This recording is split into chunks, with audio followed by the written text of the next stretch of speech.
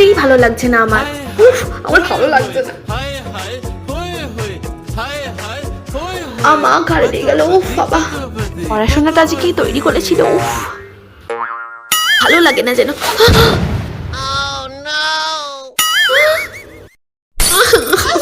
কি হবে এবার বাবা? ও না না, আমি করবো। আমি এখানে বসায়।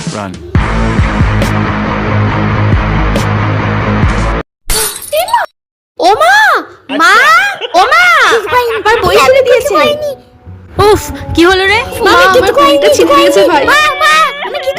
নতুন বই কি করলো? দাঁড়া, বইছিল তোর। ছেড়ে দাও, ও বুঝতে পারিনি। ইয়েস, আমার বুদ্ধিটা কাজে লাগলো।